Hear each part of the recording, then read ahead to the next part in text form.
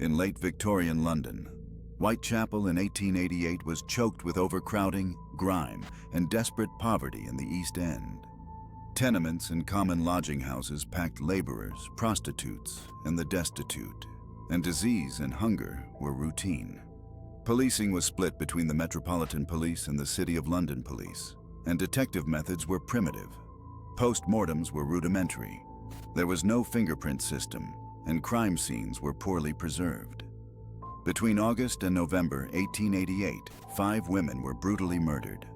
Ann Nichols, August 31, 1888. Annie Chapman, September 8, 1888. Elizabeth Stride, September 30, 1888.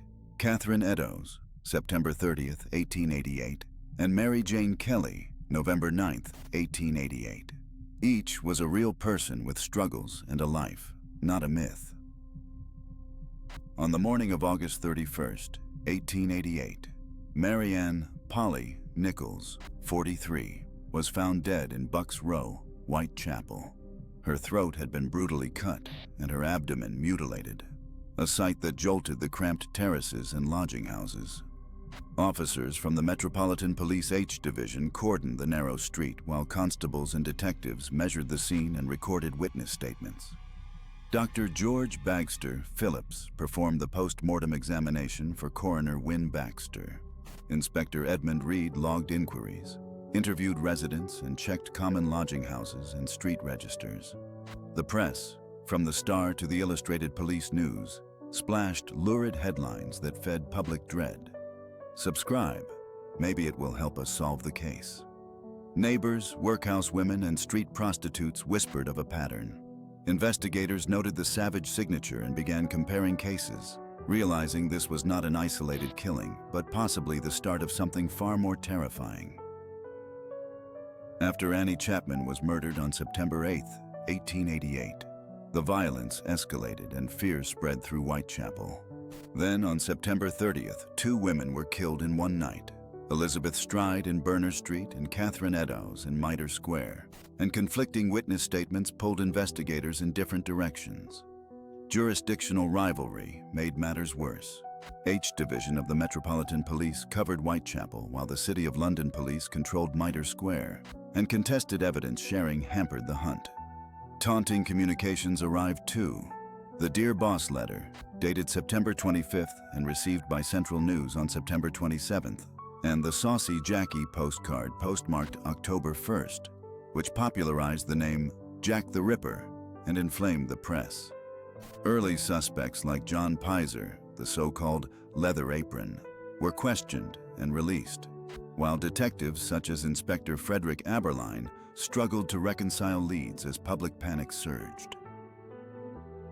On November 9, 1888, Mary Jane Kelly, 25, was discovered slaughtered in her room at Miller's Court off Dorset Street in Spitalfields. Her body was by far the most grotesquely mutilated of the canonical 5, torn apart and disfigured beyond recognition. The city erupted. Newspapers demanded arrests, magistrates pressed detectives, and H Division faced relentless scrutiny. Under pressure, police chased dozens of leads and questioned high-profile suspects. Montague John Druitt, Aaron Kosminski, Francis Tumblety, George Chapman among them. But witness statements conflicted, alibis were murky, and social prejudice against immigrants and the poor warped the inquiry. Crime scenes were trampled by onlookers, evidence was contaminated, and Victorian forensics, primitive post-mortems, no fingerprinting, crude blood analysis, could not secure convictions.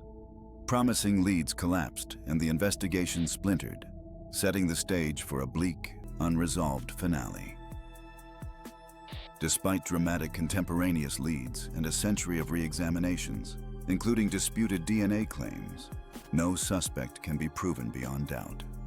Police repeatedly focused on Montague John Druitt, drowned in December 1888. Aaron Kosminski, committed to Colney Hatch Hospital and named in police memoranda. Francis Tumblety and Severin Klosowski, also known as George Chapman, later convicted of poisoning. Yet none yield a conclusive forensic link to the mutilated victims. DNA claims tied to a purported shawl are fatally compromised by gaps in provenance, contamination risks, and the limitations of non-unique mitochondrial profiles. The Ripper's identity therefore remains formally unsolved, and the uncertainty continues to feed the enduring mystery.